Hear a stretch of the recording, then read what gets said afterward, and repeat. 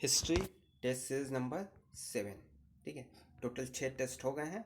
30 questions की test series शुरू कराई जा रही है। तो ये जो है 7वां टेस्ट सीरीज।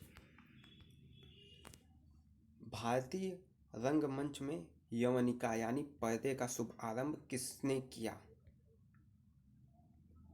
भारतीय रंगमंच में यवनिका यानी पर्दे का शुभ आरंभ किसने किया? तो इसका जो सही जवाब हो जाएगा वो हो जाएगा सी, यूनानियों ने। किसने? यूनानियों ने। शिलालेखों में किस राजा को देवना प्रियदर्शी देवताओं का प्रिय कहा गया है? शिलालेखों में किस राजा को देवताओं का प्रिय कहा गया है? तो यह है ए ऑप्शन, अशोक को। सेंट थॉमस ईसाई किसके शासनकाल के दौरान आए थे? अच्छा प्रश्न है। तो यह आए थे बी ऑप्शन, पार्थियन। पार्थियन के शासनकाल में सेंट थॉमस जो है ईसाई धर्म के प्रचार के लिए आए थे। जूनागढ़ शिलालेख का संबंध किससे है? जूनागढ़ शिलालेख का संबंध किससे है? तो यह है ए ऑप्शन, रुद्र दामन। जून जो है गर्मी का महीना है और इसमें त्वचा जो है रुद्र यानी रूखी हो जाती है। ठीक है, तो इस ट्रिक से आप जो है यह हमेशा याद रख सकते हैं कि जूनागढ़ शिलालेख रुद्र दामन से संबंधित है।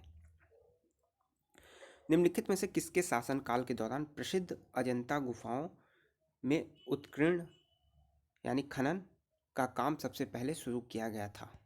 कादम्ब, सातवाहन, राष्ट्रकूट या मराठा? तो बी ऑप्शन, सातवाहन। किसके काल में? सातवाहन। सातवाहन अपने सिक्के मुख्यतः किस धातु से बनाते थे?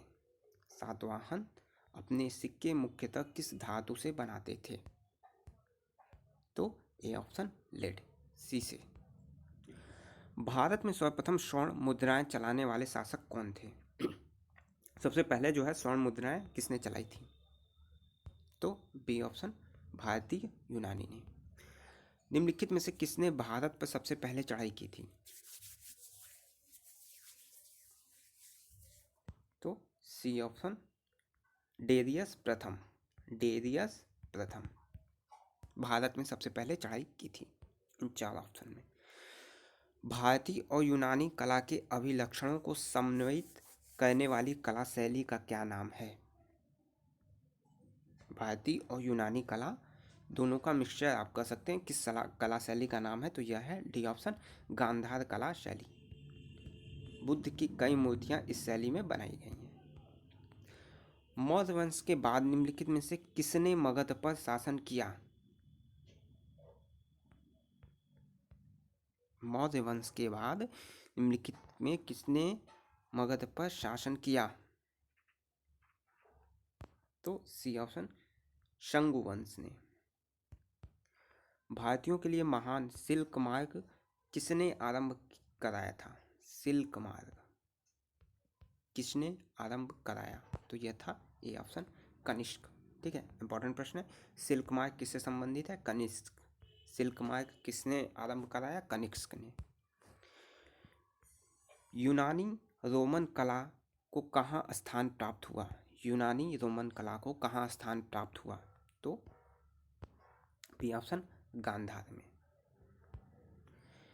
सन 78 से प्रारंभ होने वाले शक संवत का संस्थापक कौन था?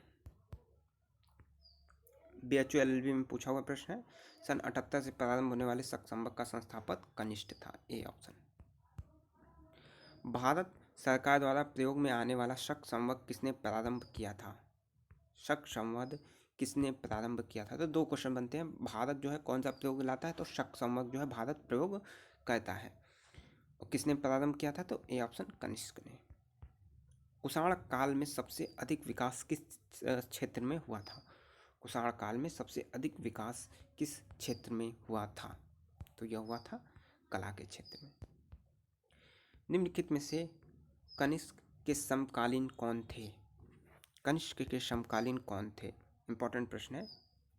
कनिष्क के समकालीन जो है कौन थे? तो बी ऑप्शन, नागार्जुन, अश्वघोष वसुमित्र। इंपॉर्टेंट है, नागार्जुन, अश्वघोष, वसुमित्र, ये आपको याद रखना है, कनिष्क के समकालीन थे। निम्नलिखित में से पहली बार किसने बिहार के बोध गया में महाबोधि मंदिर का निर्माण करवाया था? तो ये थे अशोक। कौन थे? अशोक। चरक किसके दरबार में प्रसिद्ध चिकित्सक थे? चरक किसके दरबार में प्रसिद्ध चिकित्सक थे? तो यह है डी ऑप्शन, कनिष्क के प्रसिद्ध चिकित्सक थे चरक। पांड्य साम्राज्य की राजधानी कहाँ थी? पांड्य साम्राज्य की राजधानी कहाँ थी? तो ये था बी ऑप्शन, मदुरई। तो ये था बी, मदुरई। भारत का राष्ट्रीय पंचांग किस काल पर आधारित है?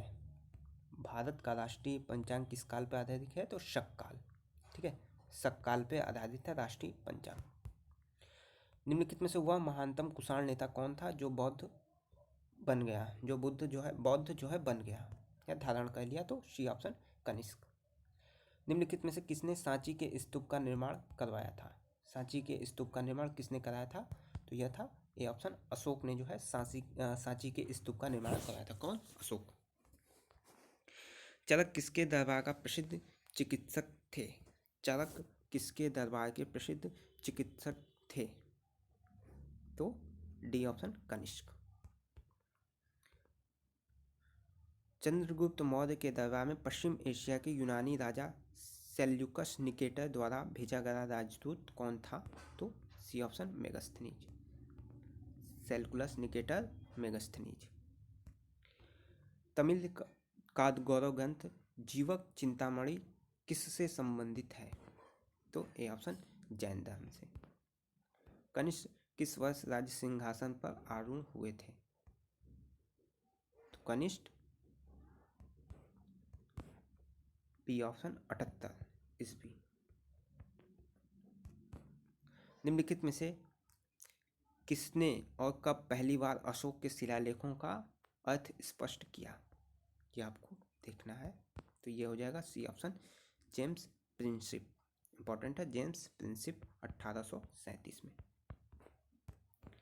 संगम युग का संबंध कहाँ के इतिहास से है? संगम युग का संबंध कहाँ के इतिहास के है? तो यह है तमिलनाडु, आपका सही जवाब हो जाएगा।